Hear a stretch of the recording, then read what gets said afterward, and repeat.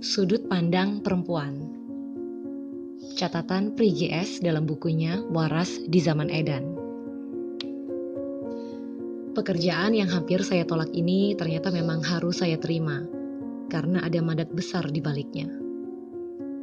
Ada serangkaian fakta penelitian yang harus saya terjemahkan menjadi sandiwara radio yang akan diputar di berbagai radio di Indonesia.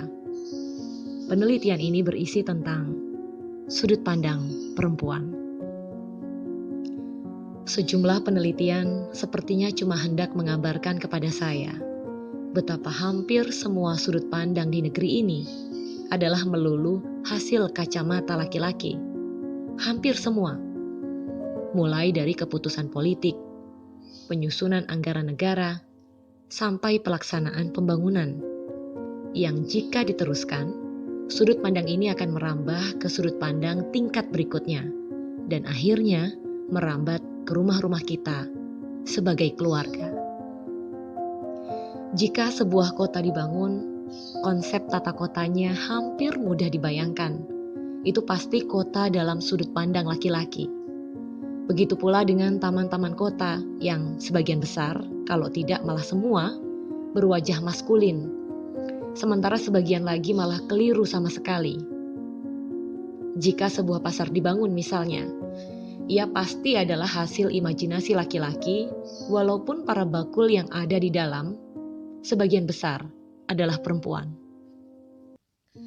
Begitu pula dengan manajemen penanganan bencana yang refleks gerakannya adalah refleks laki-laki. Itulah kenapa barang paling menumpuk di lokasi bencana selalu pakaian pantas pakai dan mie instan, yang dalam waktu singkat telah menjadi gunungan bantuan. Sementara barang-barang lain seperti pembalut, popok bayi, ember, dan selang tak pernah terpikirkan. Begitu juga manajemen konflik, penanganan teroris, dan pemberantasan korupsi. Hampir semua didekati dari sudut pandang laki-laki. Mudah menebak apa yang ada di balik kepala teroris laki-laki itu, tetapi tidak pernah terpikirkan untuk menebak apa yang ada di balik benak istri mereka. Begitu pula dengan pemberantasan korupsi yang hingga hari ini adalah perang yang belum usai dan belum ada tanda-tanda apakah kita akan menang. Hampir pasti, selama ini kita hanya menatap korupsi, mulai dari penyebab, pencegahan, sampai pola hukumannya dari sudut pandang laki-laki.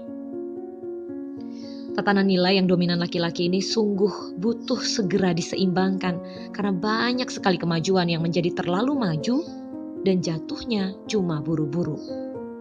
Ada banyak gerakan yang menjadi terlalu cepat tetapi jatuhnya malah keliru. Lalu apakah saripati sudut pandang perempuan itu? Menurut saya adalah kedudukannya sebagai seorang ibu. Hampir seluruh gerakan pulang dari seseorang yang sedang rindu selalu berpusat pulang kepada ibu. Suami pulang ke istri, anak pulang ke ibu, dan cucu pulang ke nenek. Sangat jarang cucu menyebut prioritas rasa kangen pertamanya kepada kakek. Jadi, ibu adalah tempat seluruh nilai menemukan muaranya. Lalu apa jadinya jika sebuah aliran tidak pernah bertemu muara? Maka jelas sudah, kegagalan merawat sudut pandang perempuan itu sebetulnya setara dengan penistaan pada nilai-nilai seorang ibu. Ketika tata nilai sudah kehilangan watak keibuannya, ia serupa dengan suami dan anak-anak yang memiliki uang, tetapi ditinggal istri sebagai TKI. Itu pasti bukan hidup yang hidup.